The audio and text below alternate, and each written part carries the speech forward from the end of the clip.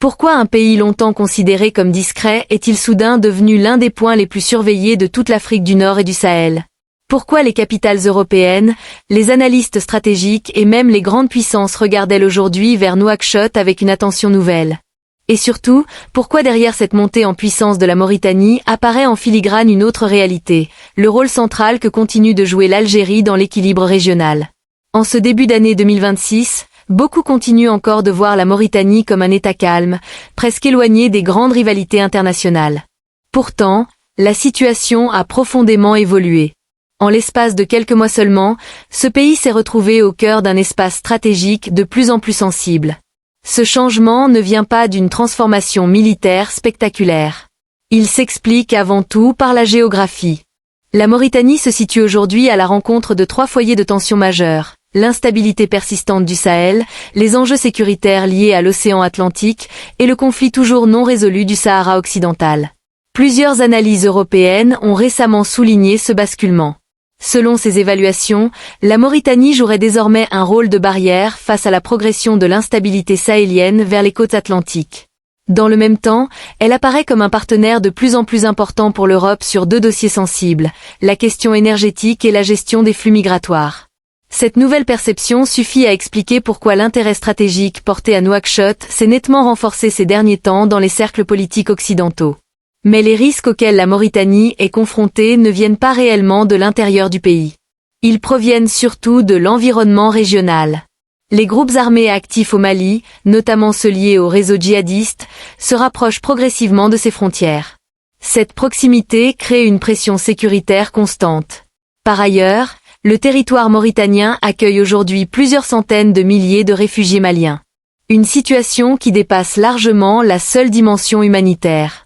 Elle représente également un défi politique et sécuritaire pour un pays dont les frontières traversent de vastes zones désertiques difficiles à contrôler. C'est dans ce contexte que la question du Sahara occidental prend une importance particulière. Contrairement à ce que certains observateurs affirmaient il y a quelques années, ce dossier n'est pas un conflit figé. Il reste une fracture active dans l'équilibre régional. Tant que son statut demeure incertain, chaque tension entre le Maroc et le Front Polisario, ou chaque crispation entre Rabat et Alger, peut produire des répercussions directes sur la Mauritanie. Le pays se retrouve ainsi placé au cœur d'un triangle stratégique délicat. Dans cet équilibre fragile, Nouakchott n'est plus simplement un observateur. Elle devient un acteur contraint de gérer les conséquences des tensions qui l'entourent. C'est précisément à ce niveau que se dessine ce que certains analystes décrivent comme un choc discret avec l'Algérie. Il ne s'agit pas d'une confrontation militaire. Rien de spectaculaire. Ce choc est avant tout stratégique. Il repose sur des visions différentes de l'organisation de l'espace sahélien et maghrébin. Pour l'Europe, la Mauritanie représente aujourd'hui une sorte de porte stratégique.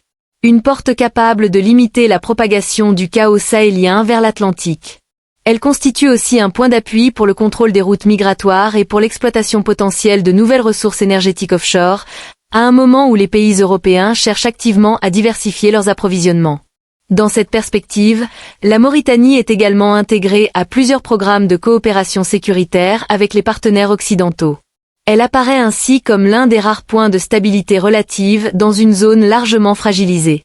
Mais la lecture de la situation est différente du côté d'Alger. L'Algérie observe ces évolutions avec une vision stratégique plus large. Pour elle, toute tentative de redéfinir l'équilibre du Sahel en s'appuyant principalement sur la Mauritanie, sans prendre en compte les intérêts algériens, risquerait de produire un système instable. Car l'Algérie occupe une place particulière dans la région. Elle ne dépend pas d'alliances militaires occidentales et n'accueille pas de bases étrangères sur son territoire. Dans le même temps, elle n'est pas considérée comme un adversaire direct par les grandes puissances. Sa position repose sur une forme d'autonomie stratégique qui lui permet de conserver une marge de manœuvre importante. Du point de vue américain, cette posture est souvent perçue comme une forme de distance maîtrisée. L'Algérie n'est ni un allié formel comparable à certains partenaires régionaux, ni un acteur hostile. Elle reste un État indépendant dans ses choix, capable de dialoguer avec différents blocs tout en préservant sa souveraineté. Cette singularité explique pourquoi le pays est parfois décrit comme un stabilisateur régional. Plutôt que d'exporter les crises, il tend à absorber les tensions qui se propagent autour de lui. Dans un espace marqué par de nombreuses fractures, ce rôle agit comme un amortisseur stratégique en Afrique du Nord. Lorsque l'on combine cette vision américaine avec l'approche européenne centrée sur la Mauritanie, une réalité apparaît clairement. Les puissances occidentales souhaitent consolider la stabilité de Nouakchott pour contenir l'instabilité sahélienne. Mais elles savent également que l'équilibre durable de la Méditerranée occidentale et du Maghreb ne peut être construit en contournant l'Algérie ou en l'ignorant. Dans cette configuration, l'Algérie n'est pas seulement un voisin influent de la Mauritanie. Elle représente un centre de gravité régional dont le poids structure l'ensemble de l'espace stratégique. C'est pour cette raison que les grandes puissances ne peuvent ni intégrer totalement l'Algérie dans leurs architectures sécuritaires, ni l'écarter lorsqu'elles redessinent leur stratégie dans la région. L'enjeu dépasse désormais les frontières nationales. Il concerne les routes commerciales, les réseaux énergétiques, les corridors sécuritaires et les influences politiques qui façonneront l'avenir du Maghreb et du Sahel. Si la Mauritanie devient progressivement un point de passage privilégié pour les initiatives européennes vers le Sahel, l'Algérie reste le facteur qui définit les limites de cet équilibre. Imaginer Nouakchott comme un véritable contrepoids stratégique à Alger serait probablement une lecture trop simplifiée de la réalité régionale. La Mauritanie gagne en importance, certes, mais cette importance tient aussi au fait qu'elle se situe aux portes d'un espace stratégique largement influencé par l'Algérie.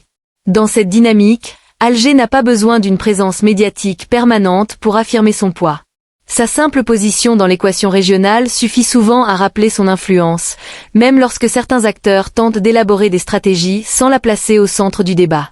Pendant que l'attention internationale se concentre sur les crises visibles, d'autres mouvements se produisent en arrière-plan. Accords sécuritaires, coopération militaire, investissements européens, pression migratoire et stratégies énergétiques redessinent progressivement l'équilibre du Maghreb et du Sahel. Face à ces évolutions, l'Algérie continue de défendre une ligne fondée sur la souveraineté et l'indépendance stratégique. Derrière une apparente stabilité, la région connaît en réalité une profonde recomposition des rapports de force. La question centrale ne se limite plus seulement au Sahara occidental, au Mali ou aux routes migratoires atlantiques. Elle concerne la capacité à structurer l'ensemble de cet espace géopolitique. D'un côté, l'Europe cherche à consolider un axe passant par Nouakchott pour sécuriser le Sahel et protéger ses intérêts énergétiques et migratoires. De l'autre, l'équilibre régional reste largement influencé par la présence algérienne, qui demeure l'un des piliers historiques de la stabilité nord-africaine. Ce que nous observons aujourd'hui ressemble donc à une tentative de transformer la Mauritanie en plateforme stratégique pour certaines initiatives occidentales. Mais face à cette évolution, la position de l'Algérie rappelle une chose essentielle. Dans un système géopolitique, le point opérationnel n'est pas toujours le véritable centre de gravité. La Mauritanie gagne en importance parce que la région autour d'elle traverse une période de forte turbulence. Dans le même temps, l'Algérie continue d'exister comme un acteur majeur, notamment grâce à son indépendance stratégique et à son refus d'entrer dans des logiques d'alignement. Nouakchott apparaît aujourd'hui comme un espace clé pour encadrer les dynamiques périphériques du Sahel. Alger, de son côté, reste l'un des acteurs capables d'influencer l'équilibre général de toute la région. C'est là que se situe ce que l'on peut appeler le véritable choc silencieux. Il n'y a ni confrontation militaire, ni déclaration spectaculaire. Il s'agit plutôt d'une compétition discrète entre visions stratégiques, entre routes d'influence et entre architectures régionales. Comprendre cette réalité permet de saisir pourquoi le Sahel est devenu l'un des nouveaux carrefours géopolitiques menant vers l'Atlantique. Et cela permet aussi de comprendre pourquoi, dans cet équilibre fragile, la question du rôle de l'Algérie demeure incontournable pour tous ceux qui cherchent à imaginer la stabilité future de cet espace.